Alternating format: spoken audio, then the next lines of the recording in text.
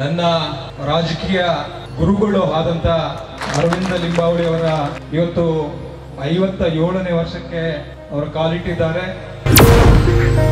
ಈ ಕ್ಷೇತ್ರದ ಪರವಾಗಿ, ಚಿಂತಾಮಣಿ ವಿಧಾನಸಭಾ ಕ್ಷೇತ್ರದ ಪರವಾಗಿ, ನಮ್ಮ ಜಿಲ್ಲೆಯ ಪರವಾಗಿ ಹೃತ್ಪೂರ್ವಕ ಹುಟ್ಟುಹಬ್ಬದ ಶುಭಾಶಯಗಳನ್ನ ಸಲ್ಲಿಸಲಿಕ್ಕೆ ನಾನು ಬಯಸ್ತೇನೆ.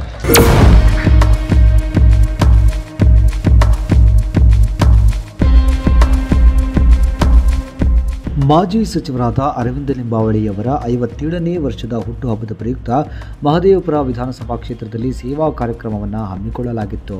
ಕಾರ್ಯಕ್ರಮದಲ್ಲಿ ಎಇಸಿಎಸ್ ಲೇಔಟ್ ವಾರ್ಡ್ನ ಉಸ್ತುವಾರಿಗಳಾದ ಜಯದೇವ್ ರಾಜೂರವರ ನೇತೃತ್ವದಲ್ಲಿ ಎಇಸಿಎಸ್ ಲೇಔಟ್ನ ಮೈದಾನದಲ್ಲಿ ಸುಮಾರು 3,000ಕ್ಕೂ ಹೆಚ್ಚು ಜನರಿಗೆ ಫುಡ್ ಕಿಟ್ ವಿತರಣೆ ಹಾಗೂ ಊಟದ ವ್ಯವಸ್ಥೆಯನ್ನು ಮಾಡುವ ಮೂಲಕ ಅದ್ಧೂರಿಯಾಗಿ ಆಚರಿಸಿದರು. ಈ ಸಂದರ್ಭದಲ್ಲಿ ಮಾಜಿ ಶಾಸಕರಾದ ಕೃಷ್ಣಾರೆಡ್ಡಿ, ಮಹದೇವಪುರ ವಿಧಾನಸಭಾ ಕ್ಷೇತ್ರದ ಮಂಡಲ ಅಧ್ಯಕ್ಷರಾದ ಮನೋಹರ ರೆಡ್ಡಿ, ಗ್ರಾಮಾಂತರ ಅಧ್ಯಕ್ಷರಾದ ನಟರಾಜ್, ಮಾಜಿ ಅಧ್ಯಕ್ಷರಾದ ವೆಂಕಟಸ್ವಾಮಿ ರೆಡ್ಡಿ, ಮಾಜಿ ಬಿಬಿಎಂಪಿ ಸದಸ್ಯರಾದ ಶ್ರೀಧರ್ ರೆಡ್ಡಿ, ರಮೇಶ್, ಬಿಜೆಪಿ ಮುಖಂಡರಾದ ಚಂದನ್ ಹಾಗೂ ಬಿಜೆಪಿ ಮುಖಂಡರು, ಕಾರ್ಯಕರ್ತರು ಉಪಸ್ಥಿತರಿದ್ದರು.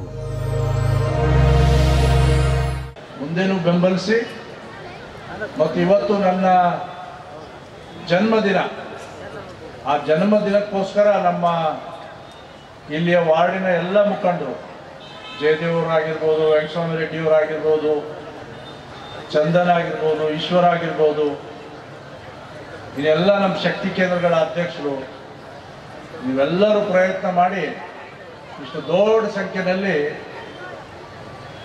ನಮ್ಮ ಮಹಿಳೆಯರನ್ನು ಇಲ್ಲಿ ಸೇರಿಸಿದ್ದಾರೆ. ಮಹದೇವಪುರ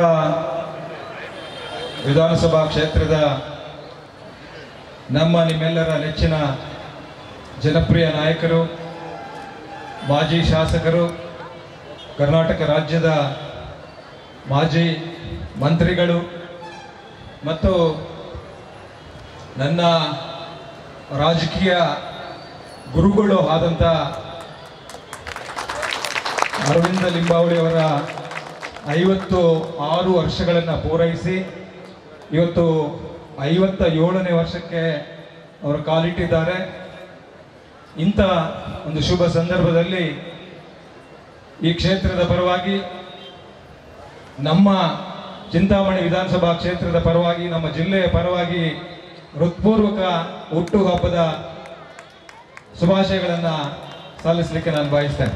ನಾವು ವರ್ತೂರು ಕ್ಷೇತ್ರವನ್ನ ಕಂಡಂತ ದಿನಗಳಲ್ಲಿ ಬಹುಶಃ ಇವತ್ತಿನ ಸಂದರ್ಭದಲ್ಲಿ ಆವತ್ತು 2.5 ಲಕ್ಷ ಜನಸಂಖ್ಯೆ ಮತದಾರರಿರ್ಬೋದು. ಬಹುಶಃ ಇವತ್ತು 7-8 ಲಕ್ಷ ಜನಸಂಖ್ಯೆ ಮತದಾರರು ನಮ್ಮ ಕ್ಷೇತ್ರದಲ್ಲಿದ್ದಾರೆ. ಈ ಭಾಗದಲ್ಲಿ ಬಹಳ ದೊಡ್ಡ ಪ್ರಮಾಣದಲ್ಲಿ ಇವತ್ತು ಅಭಿವೃದ್ಧಿ ಆಗಿದೆ ಅಂತ ಹೇಳಿದ್ರೆ ಅದಕ್ಕೆ ಕಾರಣ ಅರವಿಂದ್ ಲಿಂಬಾವಳಿ.